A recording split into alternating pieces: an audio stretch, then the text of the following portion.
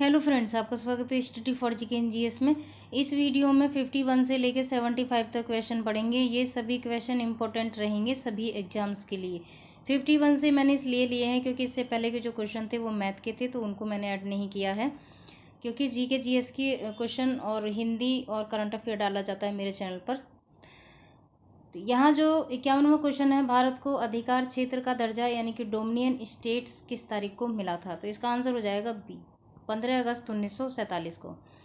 अगला क्वेश्चन है, निम्नलिखित में से किस स्थिति में स्वेच्छाचारी शासन संभव है?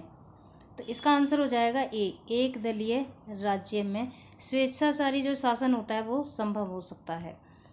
53वां क्वेश्चन है, मार्क्स निम्नलिखित में से किस देश के थे? तो ये थे जर्मनी के। इसका आंसर हो जाएगा ए।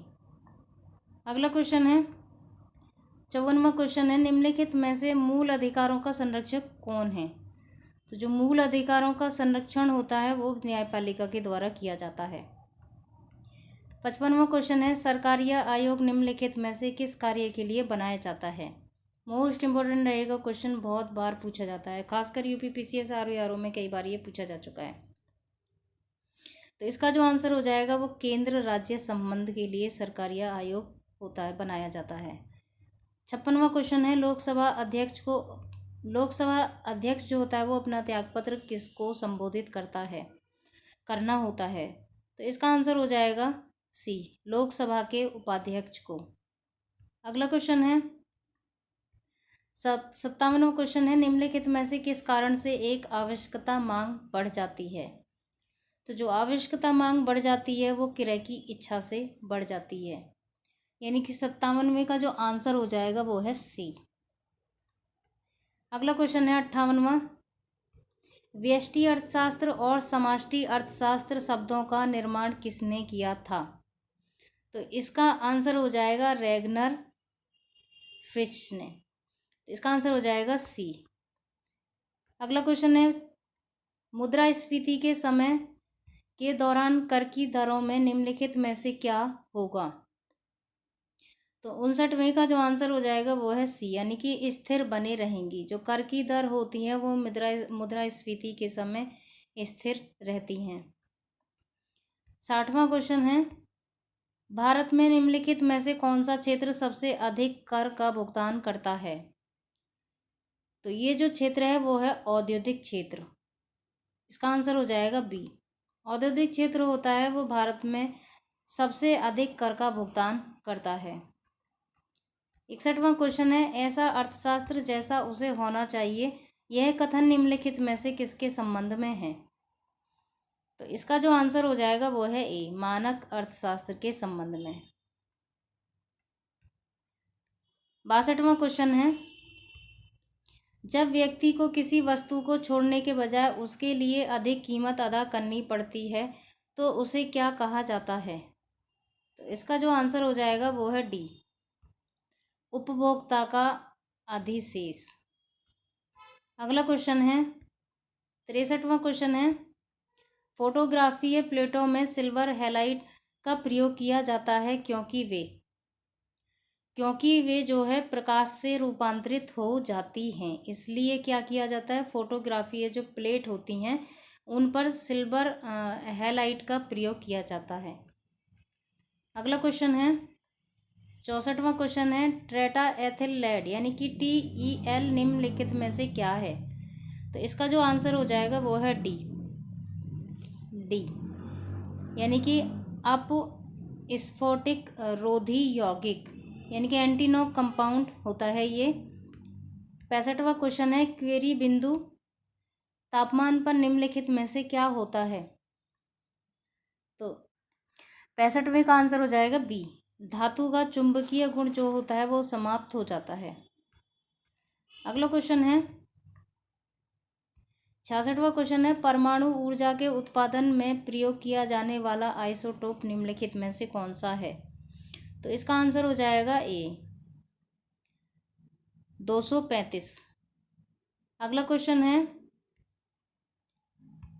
विद्युत रेखा पर गुरुत्वीय के कारण त्वरण। तो इस सेंटेंस को पूरा करना है, यानी कि विषुवत जो रेखा होती है उस पर गुरुत्व के कारण त्वरण क्या होता है? तो 67वें का जो आंसर हो जाएगा वो है ए।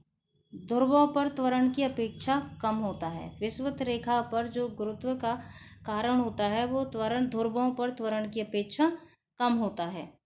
अगला क्वेश्चन है 68वां, निम्नलिखित में से कौन सा एक न्यूक्लियॉन नहीं है?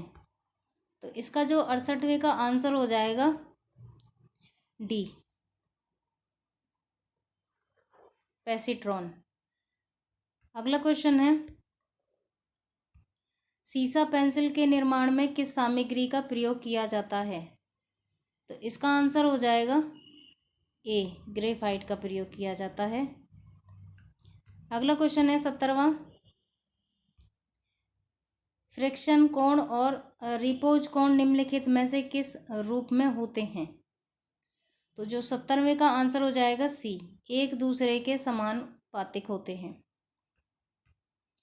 71वां क्वेश्चन है, कंप्यूटर के प्रोसेसर की गति को निम्नलिखित में से किस में मापा जाता है? तो 71वें का जो आंसर हो जाएगा वो है डी, हर्ट्ज में। अगला क्वेश्चन है 72वां क्वेश्चन है, सी भाषा है, यानी कि ये एक कंप्यूटर की भाषा है सी। तो इसका जो आंसर हो जाएगा वो है बी, उच्च स्तरीय भाषा है सी। कंप्यूटर की एक उच्च स्तरीय भाषा है सी। अगला क्वेश्चन है 73वां क्वेश्चन है, यदि व्यक्ति को गलत प्रकार का रक्त दे दिया जाए तो निम्नलिखित में से क्या परिणाम होता है? तो 73वें का जो आंसर हो जाएगा वो है सी, यानी कि आरबीसी का संश्लेषण हो जाता है। 74वां क्वेश्चन है, एनआईएस का पूर्ण रूप क्या है? तो इसका आंसर हो जाएगा सी, नेशनल इम्यूनाइजेशन शेड्यूल। अगला क्वेश्चन है 75वां और ये लास्ट क्वेश्चन है, यदि किसी व्यक्ति को बंदूक की गोली लगने पर उसके शरीर से सभी गोलियां नहीं निकाली जाती हैं तो निम्नलिखित में से किसके कारण उसके शरीर में जहर फैल सकता है? तो 75वें का जो आंसर हो जाएगा वो है डी, आर्सेनिक।